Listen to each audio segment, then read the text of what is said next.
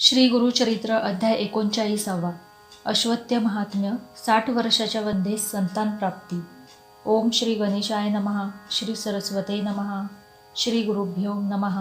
श्री कुलदेवताय नमः. सिद्धयोगी नामधारकाला म्हणाले, श्री गुरूंच्या कृपेने एका 60 वर्षाच्या वान स्त्रीला पुत्र झाला. ती अद्भुत कथा ऐक. ती कथा अशी: सोमनाथ नावाचा एक शौनक गोत्रे ब्राह्मण होता. त्याच्या पत्नीचे नाव गंगा. पतिपरायण असलेली ती स्त्री वेदशास्त्रानुसार आचरण करीत असे. ती 60 वर्षाची झाली तरी तिला मूलबाळ नव्हते. गाणगापुरात तिला सर्वजण वांजोटी म्हणून हिनवत. ती नित्यनेमाने श्रीगुरूंच्या दर्शनाला येत असे व निरांजनाने त्यांची आरती करत असे. तिचा हा नेम बरेच दिवस चालू होता. तिच्या भक्तीने प्रसन्न झालेल्या श्रीगुरूंनी तिला विचारले, तू नित्यनेमाने माझी निरंजनाने आरती करतेस, तुझी काय इच्छा आहे? तुझी जी इच्छा कामना असेल ती सांग. नारायणाच्या शंकराच्या मनात आले तर ते तुझी इच्छा नक्की पूर्ण करतील. श्रीगुरू असे म्हणाले असता गंगा त्यांच्या पाया पडून म्हणाली, स्वामी, अपुत्रस्थ्य गतिर्नास्ती. निपुत्रिकाला स्वर्ग नाही. निपुत्रिक स्त्रीचे तोंड पाहू नये असे लोक म्हणतात. जिच्या पोटी मूल नाही त्या स्त्रीचे आयुष्य व्यर्थ आहे. पुत्रजन्माने मागच्या 42 पिढ्या उद्धरून जातात. पुत्राविना घर अरण्य समान. मी जेव्हा गंगेवर स्नानासाठी जाते त्यावेळी लेकूरवाळ्या स्त्रिया आपल्या मुलांना कडेवर घेऊन येतात. पण माझ्या नशिबात ते नाही. ज्यांना पुत्रपौत्र असतात त्यांना परलोक प्राप्ती होते. पण निपुत्रिकाला पिंडदान कोणी करत नसल्याने त्याला मुक्ती मिळत नाही. आता हा जन्म पुरे झाला, तो फुकट गेला. आता माझा पुढचा जन्म तरी सफल होईल. पुत्रप्राप्तीची माझी कामना पूर्ण होईल असा मला वर द्या. त्यावर श्रीगुरू हसून म्हणाले, पुढचा जन्म कोणी पाहिला आहे तेव्हा पुढच्या जन्माचे सोडून दे. तुला याच जन्मी सुलक्षणी कन्यापुत्र होतील यावर पूर्ण विश्वास ठेव. त्यावर ती स्त्री म्हणाली, स्वामी, हे काय सांगता? मला आता 60 वर्षे झाली. आजपर्यंत पुत्रप्राप्तीसाठी मी अनेक व्रतवैकल्ये केली, नवसायास केले, पिंपळाला प्रदक्षिणा घातल्या, सगळे काही मी विश्वासाने केले, पण कशाचा काही उपयोग झाला नाही. आजही मी अश्वत्थ्याला म्हणजेच पिंपळाला मूर्खपणाने प्रदक्षिणा घालीत आहे. या नाही तर पुढच्या जन्मी तरी अश्वत्थ सेवा फळाला यावी. आता मी 60 वर्षाची झाले, माझा विटाळही गेला. असे असतानाही याच जन्मी मला पुत्रप्राप्तीचा आशीर्वाद दिलात. तुमच्या शब्दांवर मी अविश्वास कसा दाखवू? श्रीगुरू म्हणाले, अश्वत्थ सेवा महापुण्यकारक आहे. ती कधीही व्यर्थ जात नाही. तू अश्वत्थ्याची निंदा करू नकोस. आमच्यासह अश्वत्थ्याचीही तू सेवा कर. तुला नक्की पुत्रप्राप्ती होईल. आता आम्ही सांगतो तसे कर. तू नित्यनेमाने भीमा अमरजा संगमावर जा. तेथे अश्वत्थ वृक्ष आहे. आम्ही दररोज अनुष्ठानासाठी तेथे जात असतो. तेथे तू आमच्यासह अश्वत्थ्याची सेवा कर. तेथे अश्वत्थ रूपाने प्रत्यक्ष नारायणाचे वास्तव्य आहे. मला अश्वत्थ्याचे महात्म्य सांगा अशी त्या स्त्रीने विनंती केली असता श्रीगुरू म्हणाले, अश्वत्थ्याची निंदा कधीही करू नये. त्याचे महात्म्य फार मोठे आहे. अश्वत्थ्याच्या ठिकाणी सर्व देवांचे वास्तव्य असते. एका अश्वत्थ्याच्या सेवेने सर्व देवांची सेवा केल्याचे फळ मिळते. ब्रह्मांड पुराणात प्रत्यक्ष ब्रह्मदेवांनी नारद मुनींना अश्वत्थ्याचे महात्म्य सांगितले आहे. एकदा त्रैलोक्य संचारी नारद मुनी फिरत फिरत पृथ्वीवर ऋषींच्या आश्रमात आले.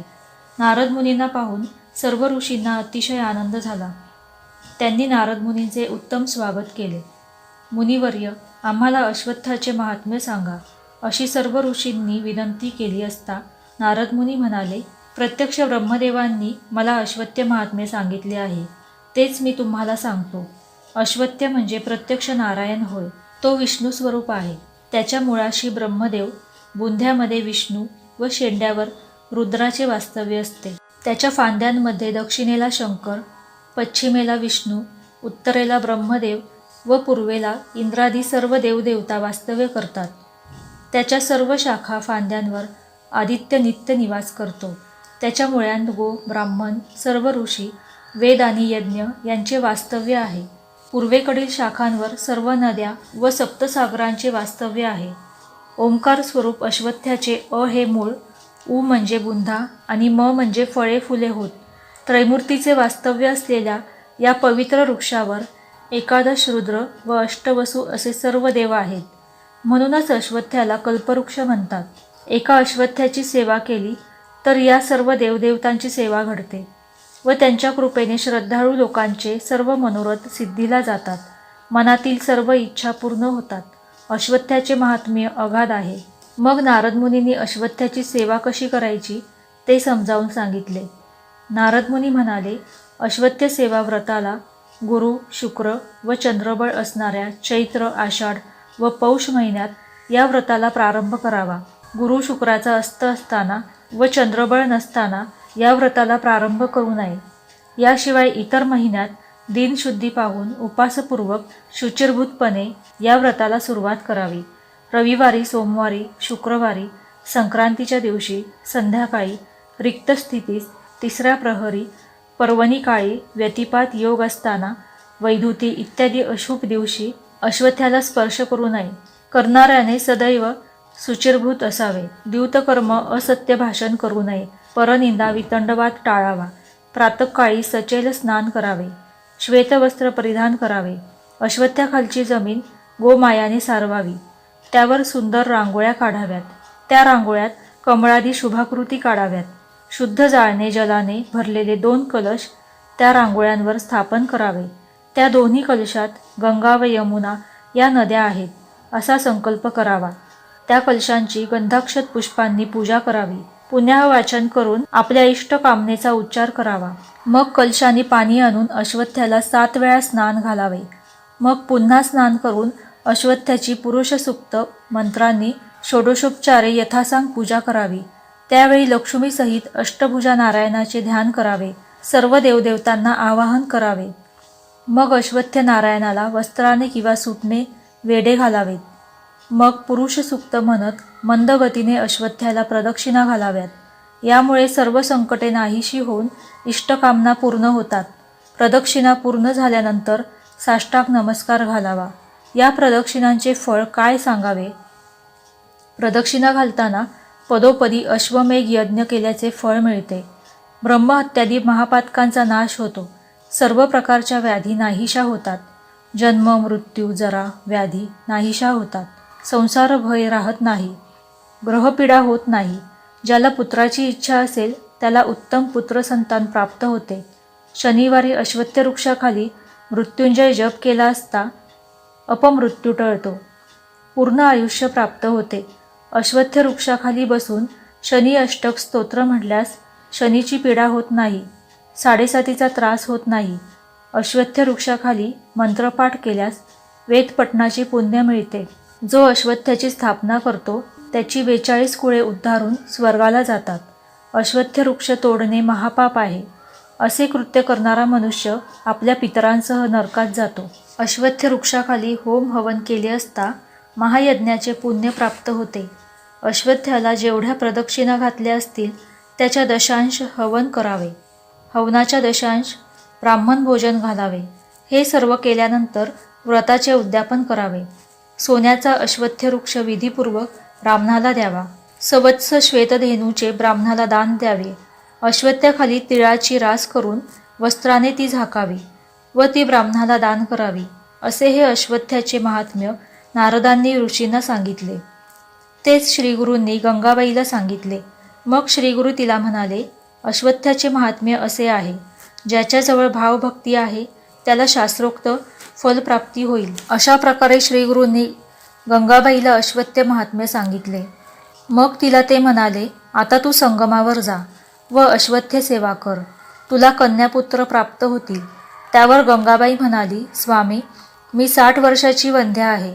मला मूल होणार नाही, परंतु तुमच्या वचनावर माझी पूर्ण श्रद्धा आहे. तुमच्या सांगण्यानुसार मी अश्वत्थ सेवा करीन.